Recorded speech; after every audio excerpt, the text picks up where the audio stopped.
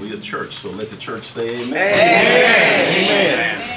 To the Citywide Ushers Association, Pastor Austin in his absence. I bring you greetings from the Evergreen Baptist Church, where Aaron Dobine serves as my pastor. Yeah. I'd like to thank my friend and brother Shaw for that introduction. As he was talking, I was looking around wondering who was he talking about. I'm going to send you that check tomorrow. When I was asked to be the speaker, and I asked Deacon Shaw, what could I say to a group of Urshas that have seen me around, and before I go any further, Miss Queen, this lady raised me as a little bad boy on Cooper Road.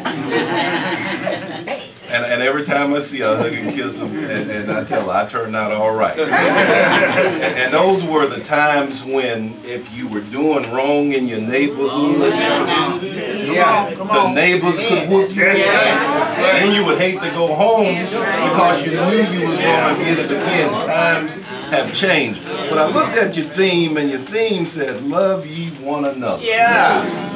So I said, we're going to talk about love. And I researched that word love. I looked over it, love, and I came up with a title that I said, what is this mysterious thing we call love? What is this mysterious thing we call love? So as I talk, I want you to think about it. That's the question I want to resonate in your mind. What is this mysterious thing called love? And hopefully by the time I finish, I'll answer that question for you. But again, I am a deacon at Evergreen, been there for 40 years. I came to Evergreen at the age of 12. That was the time I was a bad little boy. Deacon Hicks can tell you that. I was bad, but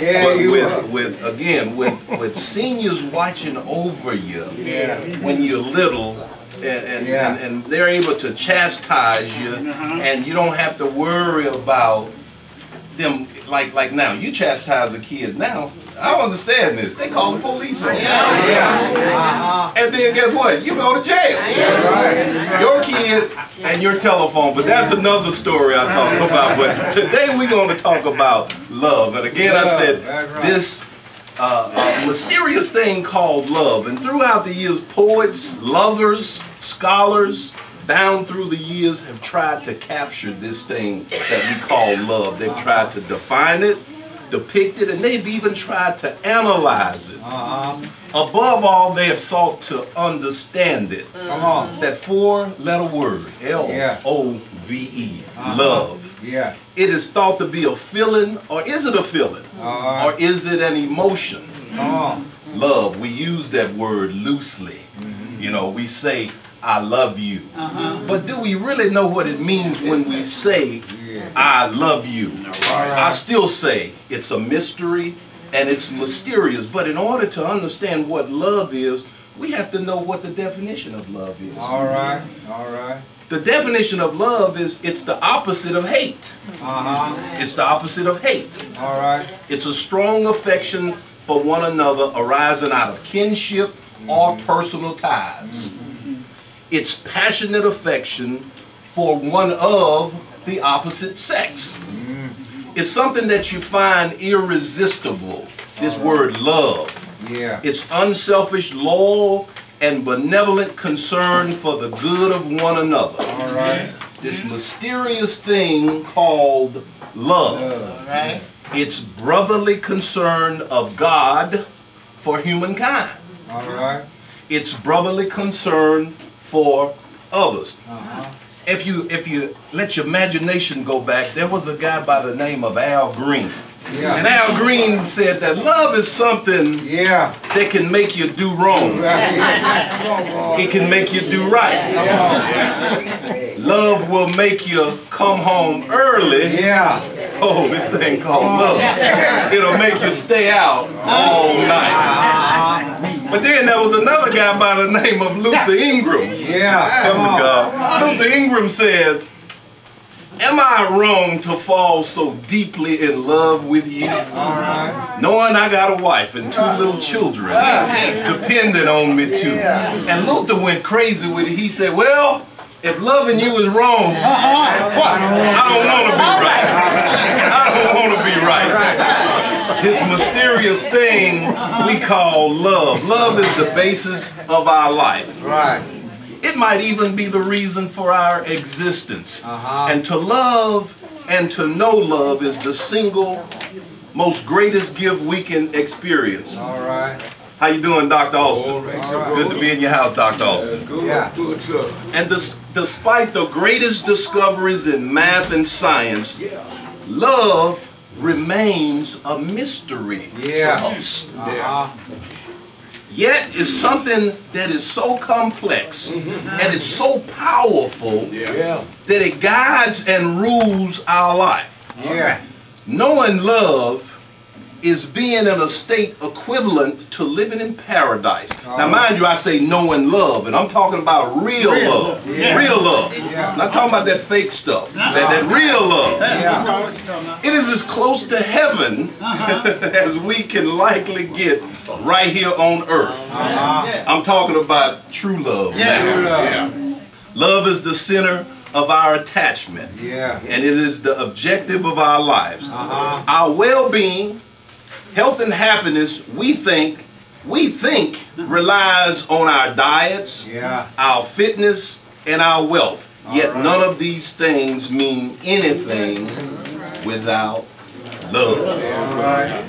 Love can make us glow and transform our lives.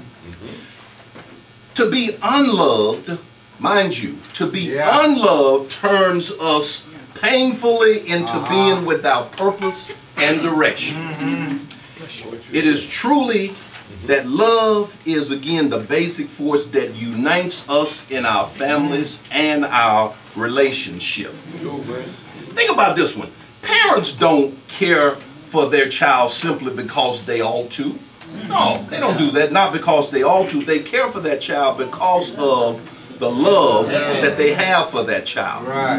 We're united with our siblings and our family not through duty, has nothing to do with duty. It's because we love them and we will do anything for them. The same feeling extends outward through our family and even our neighbors. Again, this mysterious thing called love. It's the force that enables us to form and live in our communities. The people you live next door to, you should have a relationship with them. Now, it's a different kind of love, but yet it's still a relationship. And it's a shame if you live next door to a person and you don't know that person. You don't know that person.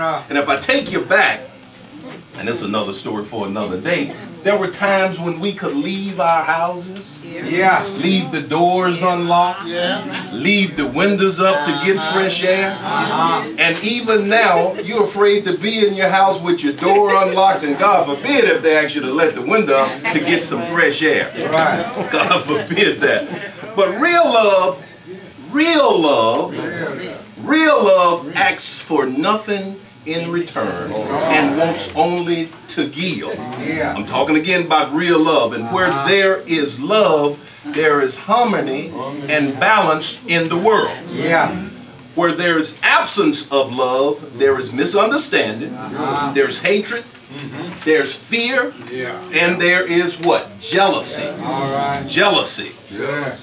Love is to know that one of the most important things is human value. Love, human value. Everyone wants to love, whether you admit it or not, and everyone wants to be loved.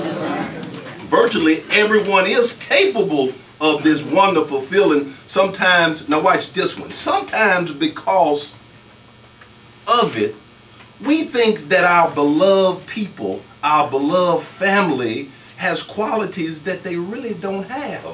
But that's because we love them so. But at the same time, this feeling helps us reveal the positive features of the person that we love. Only true love is able to change a person. And we say, well, you can't change a person. Yeah, but you can love them to death. You love that person to death. And it's hard, that's why it's hard for a mother, and I'll use this, a mother that has a son that has gone astray. Yeah. It's easy for me to say, why don't you turn him over to God? Watch out But now. a real mother, Watch it. Watch it. it's hard because of that motherly love that she has. Yeah. That's good. That's good. Love makes you forgive and find happiness in the happiest things of a beloved man and woman. So we back to this four-letter word, love, L-O-V-E. It is the most complex and most deepest human feeling that we can have. Yeah. And keep in mind, I'm talking again about true love. Sometimes love makes people do heroic things. You will see there's a fire, there's an accident, and a person just without thinking will run into a blazing fire, run toward gunfire because of the love that they have for a person. This feeling is a feeling that it gives you a brand new look on life. Yeah. At the same time, love is a very complex feeling since it's associated not only with tenderness and joy, but it's also associated with pain and tears. Yeah. Back, I was telling you about this mother that loves her son so. She loves him so, at night she lays down, she cries, but everything is not as simple as it may seem when your feelings are involved and it runs deep like love. That's why the songwriter compares love to a feeling of bliss. And we all, again, we all are different and we all express our love in different ways. Yeah. We do. But we all have it, and it's the very notion of love that has completely a different meaning for each one sitting in here. If I separate everybody in this room, and I ask you, what is your meaning of love? Everybody in here will give me a different definition of what love means to them. But we all have love, and we all want to be loved. And we all are united by this desire to be loved. Yeah. Love is, I like to say it this way, it's a very incredibly powerful word. L-O-V-E. It's a four-letter word, but it is powerful.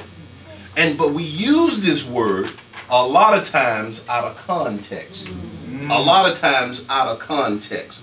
And that's why when I hear a person say, well, I love you, I say, what does that mean to you? Yeah. When you say, you love me. You love me, and then I say, well, give me $2. $2 simple dollars, but you don't love me that much.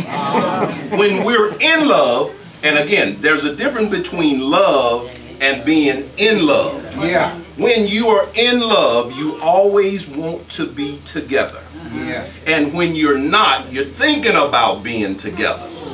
Because you need that person, and without them, your life is incomplete. Yeah. Again, love is unconditional affection with no limitations or conditions. How can I love you and I have a limit on how much love I have for you? How can I love you when there is a condition? I only love you when I need you. I only love you when it is conducive to me. But if I don't need you, then you're put to the side. That's not real love. That's good. And if anybody do you like that, you tell them, Don Otis told me to tell you, that is not real love. It's when you trust the other person with your life. And when you would do anything for each other. This mysterious thing called love. Love is when somebody wants nothing more than for you to be truly happy. Truly happy. That's it. No matter what it takes. Because that's how much they care about you, and because their needs comes before your needs come before theirs. That's when it's true love. You hide nothing of yours.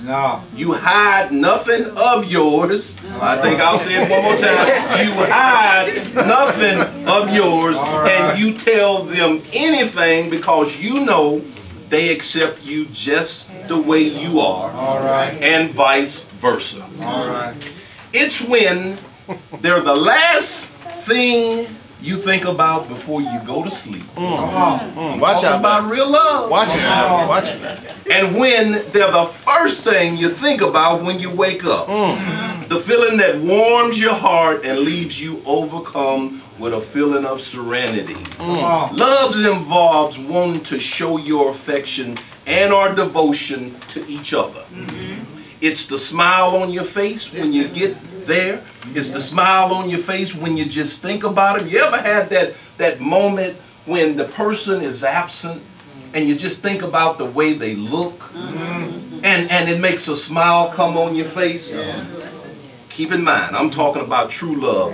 Love, it got to be true love. It has to be true love. Because anything other than that, a person is faking with you.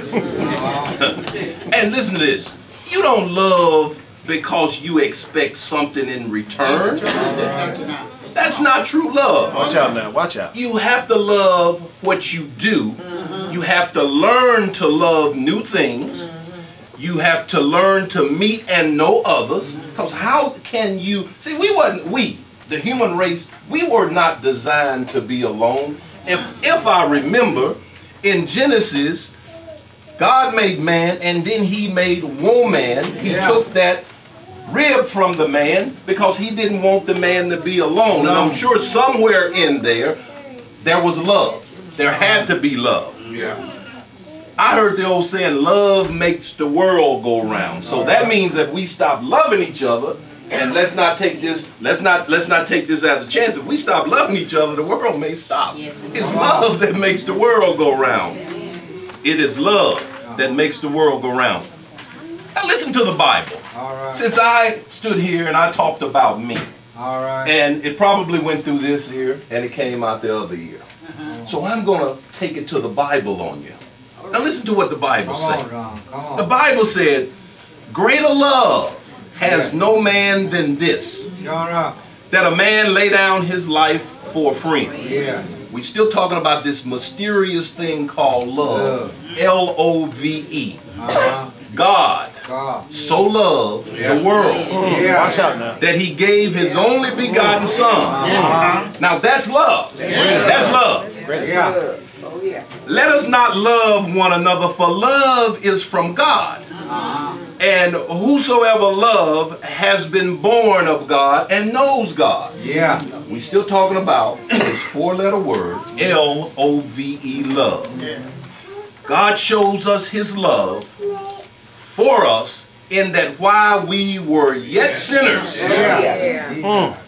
Christ died for us. We're still talking about this mysterious thing called love.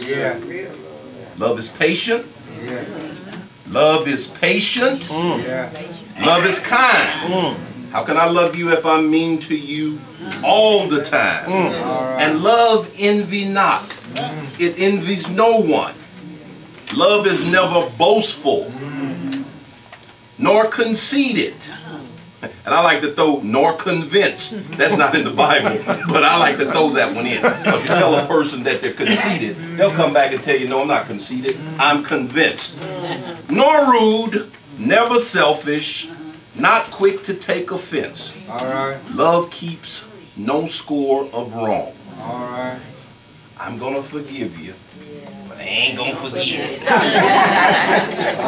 You don't forgive me, because when you forgive me, please, you have to forget it. You have to forget it. It does not gloat over another person's sins. We're still talking about love, but it delights in the truth. There is nothing love cannot face. There is no limit to its hope, its faith, and its endurance. In other words, there are three things that last forever: faith, hope, and love. But the greatest of them all is love. Thank you, and God bless you.